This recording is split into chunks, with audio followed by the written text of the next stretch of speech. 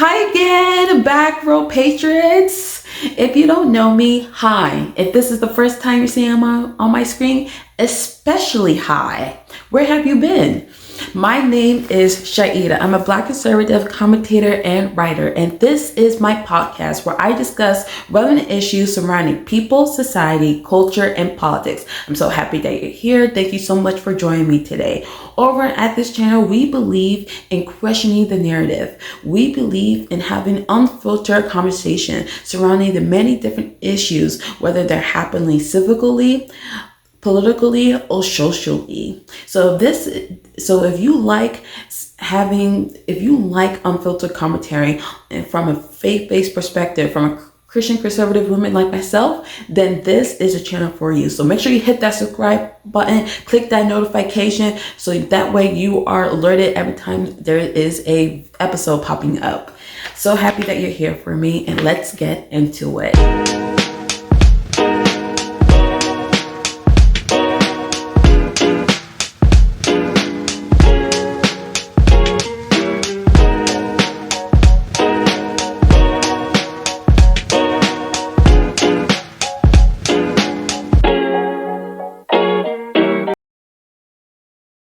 All right, before I go rambling on into today's topic, I'm going to share a scripture that I found in Psalms, the first, I don't know why. I don't know why that I blanked for a second. I found it in Psalms first, and it's verse 1 and 2. Let's go into it. Blessed is the one who does not walk in step with the wicked, or stand in the way that sinners take, or sit in the company of mockers, but who delights in the law of the Lord, and who meditates on his law day and night. Blessed is the one who does not walk with the wicked, and blessed is the one who meditates on the law of the Lord. That's a good scripture. All right, let's get into it. We want to talk about the topics that Black kids are severely uneducated in today's America. In a very capitalist nation, in a very prosperous nation, every child deserves access to a great education. And you would think that would be the case, but no, that is not. According to several research institutions and several data analysis, including the NEE Case Foundation and the publicschoolworks.org, there were some key data points that I gathered that I would like to share with you. And based in the research in 2022, 84% of Black fourth graders weren't reading proficiently compared to their racial peers. And only 91% of Black eighth graders weren't proficient in math. This was coming from in 2022. I know it's 2026. It's been a few years, and we still need a very good update, but this is where I was able to get current at the time that I was doing research and recording this episode. And especially in AP classes or in gifted programs or advanced coursework, Black students are underrepresented, and when it comes to disciplinary, they are far more likely to receive more and harsher punishment than compared to their racial peer group. And they're also most likely referred to law enforcement at a much higher rate compared to white counterparts. And when it comes to the college level, only 46% of first-time Black students will earn a degree, whether that is associate's, bachelor's, or master's.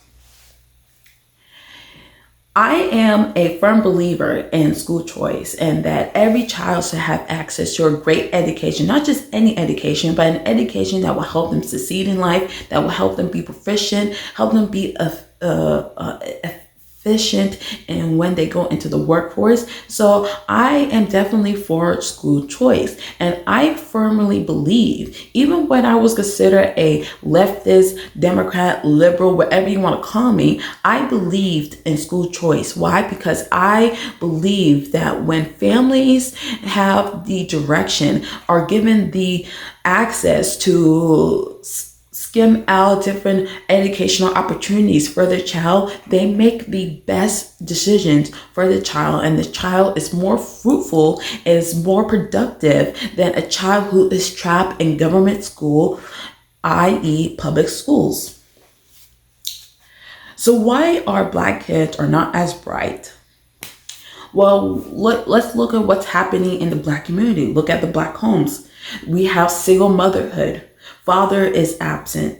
Black culture influencing profanity and this ratchet ghetto culture. You have leaders, hood rat leaders like Crash Out Crockett, Representative Jasmine Crockett, influencing the younger generation to talk ghetto, to act like a hood rat, and to not take themselves seriously and act in a manner that is, act in a conduct that is professional, that is excellent.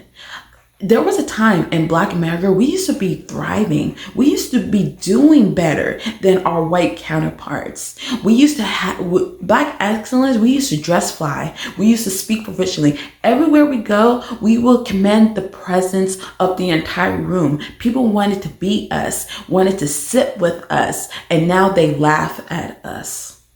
And they should, because we have allowed ourselves to be decimated. I talked in a previous episode about how the NAACP and Black Lives Matter have worked in cahoots with the Democratic Party in order to put burdens on the Black community.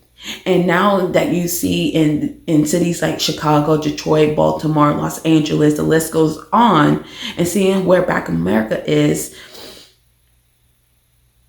that it's terrible. It's completely terrible. And one of the things that you see predominantly with the Democratic Party is that they are consistently against school choice. Why? Because not because they believe that public schools should get more funding and that public school teachers should get paid more. I mean, it's true that teachers should get paid way more than what they're getting offered, but they believe that as long as this community stays uneducated, they will always have slaves and they will always be masters. It's the same mentality that it was back in the 1800s with slavery. Same mentality, just different way of this different political leadership, because time moves on. It's just so pivotal, isn't it? So this isn't political. This is biblical. During Jim Crow time, Black families were more united. If you were living in the 1950s and 1960s, more Black families more Black children were being raised with a father and mother in the home compared to white children. And then what happened? The welfare system happened. The Great Society Act happened, that was passed by President Lyndon B. Johnson, who was the successor of the assassinated John F. Kennedy.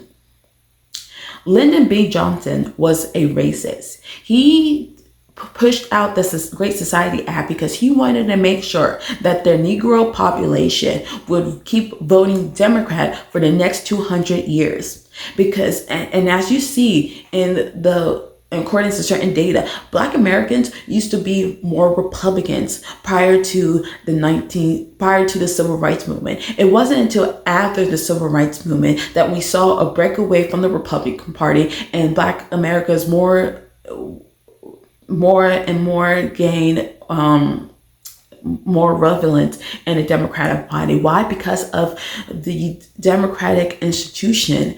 The late President Lyndon B. Johnson was a racist, and I do believe that he didn't look highly upon the Black community. I believe he used the Black community as a tool in order to gain influence over his leadership.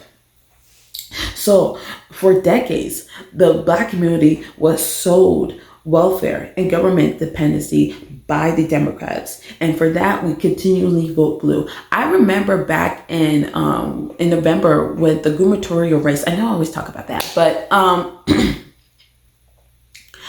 I remember so pitifully how I was out there at the polls on election day, and I was being met with harsh criticism because I had a poster, and if I have the photo, I'll share it here. I had a poster that said "former foster kid for Sears," and I was met with huge disgust and huge disgrace. And when I ask people, why don't you want to vote for Sears, a Black woman who stands on principles that not only is fruitful for the Black community, but fruitful for America? And they will share like, well, because of food stamps, because we're losing our rights. People don't do their research. The Black community has been fed this ideology that as long as they keep voting blue, they will never be losing their rights. They will always be taken care of, and so on and so forth. Look at your communities. Are you happy with the way that things are today? Are you happy with the fact that Black children are getting dumber and dumber? Are you happy with the fact that in a couple generations, you might see the Black community get decimated? Poverty is on the rise. Low academic rates is on the rise. The list of problems that comes with not having a father in a home, incarceration, mental health problems, poverty, illiteracy, being uneducated, that is an issue. So, this is not political. This is biblical. Because God said there should be man and there should be woman. Man should join woman in the covenant under the Lord, and therefore there should be marriage, there should be children, and under the covenant between men and women, husbands and wives, children would be fruitful. We're losing onto basic Christian values. Back in the 1950s and 60s, Black Americans understood that. Black men understood the importance of being a father and being present in the home for their children, because they knew that without them, without that discipline, and without that structure, the children would be lost. But the government stepped in and decided to replace the father, and we're now seeing it. Generations later, we're seeing the consequences for it. Our children are not that bright. And it is a painful truth, but it is the truth. And until we are willing to have a conversation about it, we're going to continue to see the dismantling of Black America. We're no longer going to be Black excellence. We're not going to have Black excellence. We're going to be, what's the opposite of excellent? I can't think of a Black failure. Yeah, that's what we are, Black failure. We went from Black excellence to Black failure. That's just where we are. So yes, please, if you take anything away from this episode, take away this. Always question the narrative. Always be willing to stir the pot, rock the boat a little bit, and always stand firm in grace. Be bold in faith. This is her time. This is her America. From yours truly. Thank you so much for watching. I'll see you next time. Bye. Thank you for tuning in to This is Her America. We're here to have the conversations others are afraid to touch. If today's episode challenged you, encouraged you, or gave you a new perspective, do not keep it to yourself. Share it, subscribe, and join the conversation. Follow the podcast on YouTube and all major platforms, and stay connected, because this isn't just commentary. This is conviction. Until next time, stay rooted in truth. Be bold in faith and unafraid to stand. This is her time. This is her America. From yours truly.